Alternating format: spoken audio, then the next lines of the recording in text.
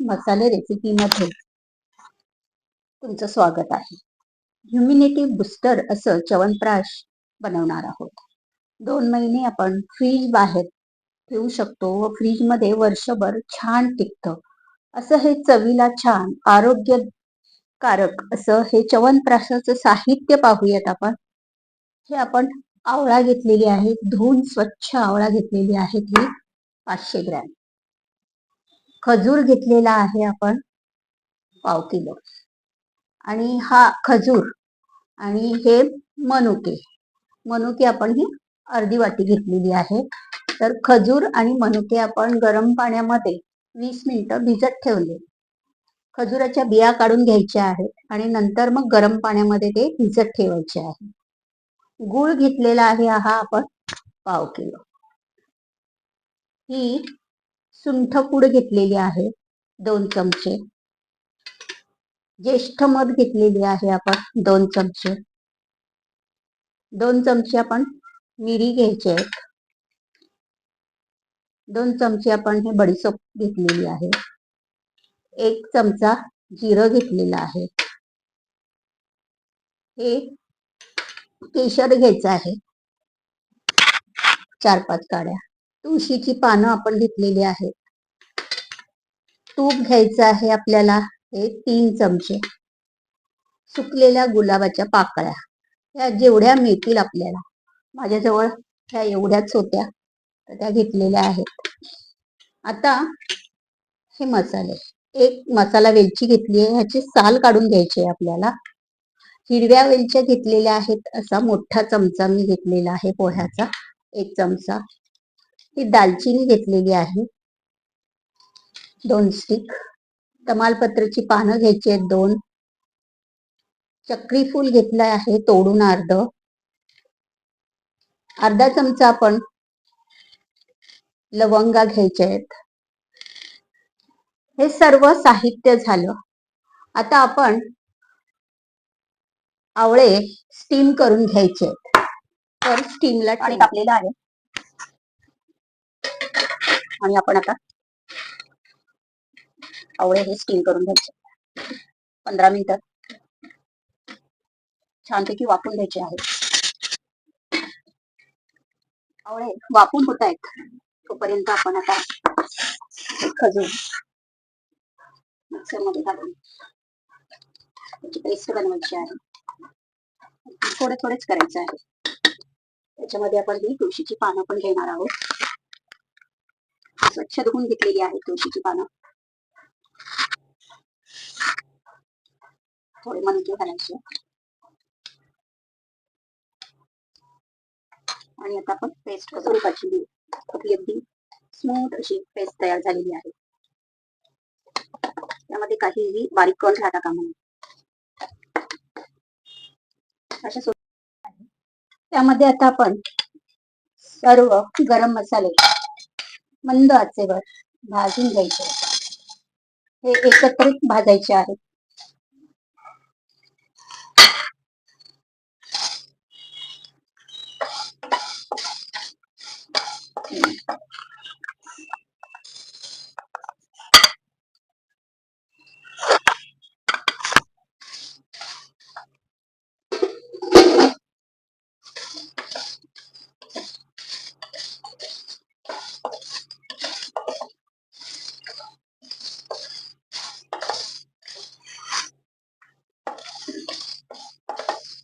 एक मिनिट आपण त्यांना छान भाजून घ्यायचं आणि लास्टला आपण या गुलाबाच्या पाकळ्या पण त्यामध्ये घालून घेऊया.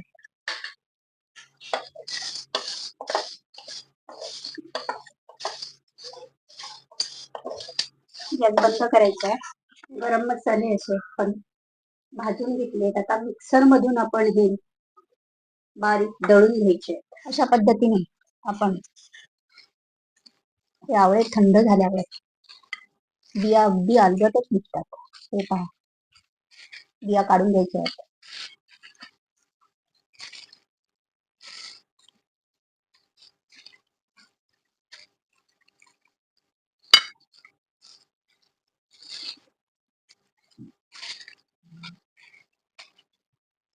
आणि ते आता मिक्सरच्या भांड्यामध्ये आपण बारीक पेस्ट करून घ्यायची आहे.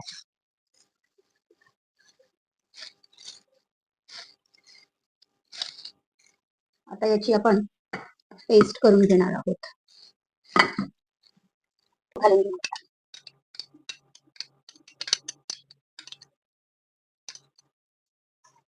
तूप छानपैकी मेल्ट झालं की आपण मिक्सर मधून ती बारीक केलेली आवळ्याची पेस्ट ती घालणार आहोत.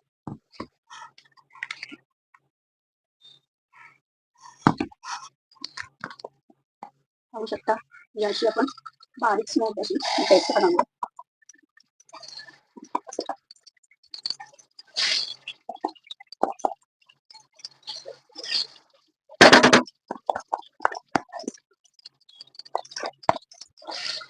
परतून घ्यायची.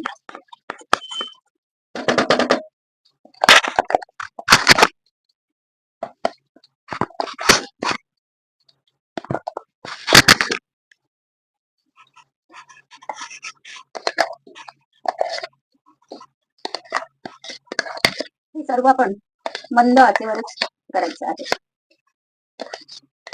आणि आपण च्यवनप्राश बनवताना आवळ्याचा आपण वापर करू शकतो. त्यामुळे कढई घेताना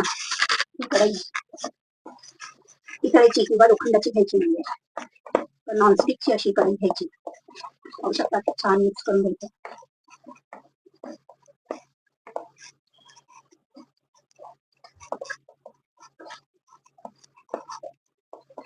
सर्व तूप असं ऑब्झर्व झालं पाहिजे आवळ्यामध्ये.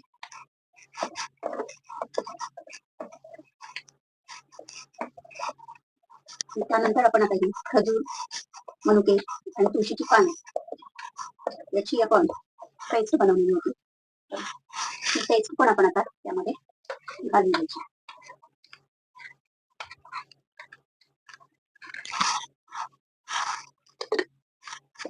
छानपैकी मिक्स करायची.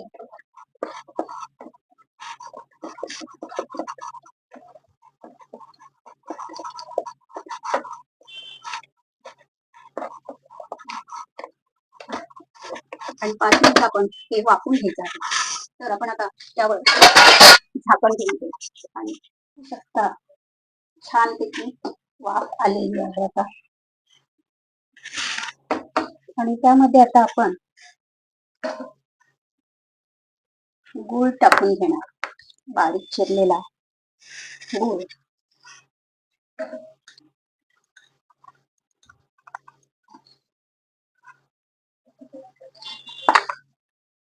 मिक्स करून घ्यायचं आहे.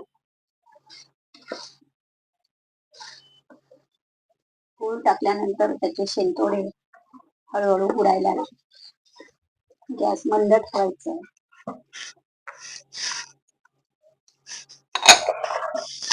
आणि परत आपण झाकण ठेवून देणार आहोत.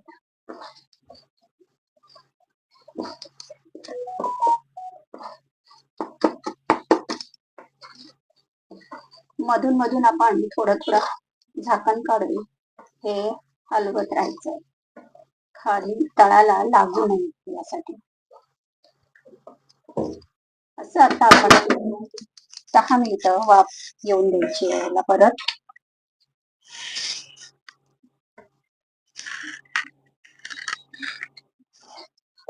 आता ह्या स्टेजला आपण गरम मसाला जो मिक्सर मधून बारीक दळून घेतला, तो हा गरम मसाला आपण परत चाळून घेतला. आणि आता आपण या स्टेजला तो मिक्स करणार आहोत.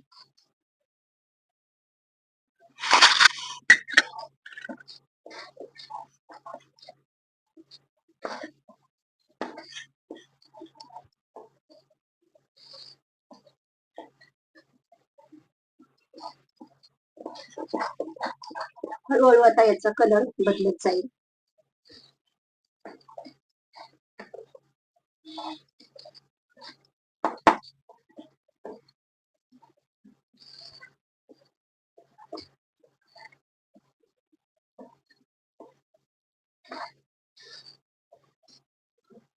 पाहू शकता आता छानपैकी आपलं गूळ मिक्स झालेलं आहे.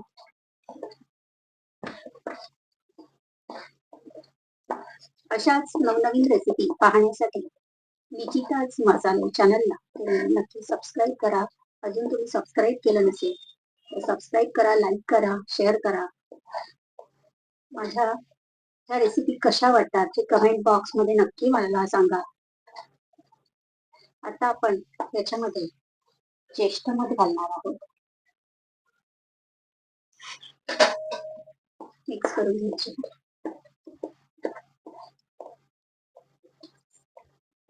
इथे आपण हळद घातली तरी चालते, आणि याच्यामध्ये हळदीचा उपयोग नाही केला. अगदी 1 चमचा हळद घेतली आणि आता आपण या स्टेजला आपण ते मिक्स करू शकतो. आता सुंठ पावडर आपल्याला मिक्स करायचं.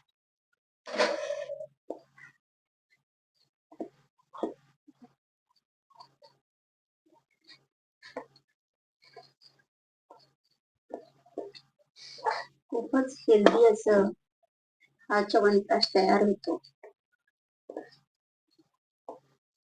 लहानांपासून मोठ्यांपर्यंत तुम्ही पाहू शकता. अशा पद्धतीचं आपलं हे चमच्याला लागलेलं च्यवनप्राश असेल तर हे आपलं च्यवनप्राश परफेक्ट झालेलं आहे असं समजायचं. असं च्यवनप्राश आपलं हे तयार झालेलं आहे. अशी काचेची बरणी घ्यायची आहे आपल्याला आणि त्याच्यामध्ये भरून ठेवायचं आहे. असं हेल्दी हे च्यवनप्राश आपलं तयार झालेलं आहे. मस्त खा, हेल्दी राहा. पुन्हा भेटूयात नवीन रेसिपी मध्ये.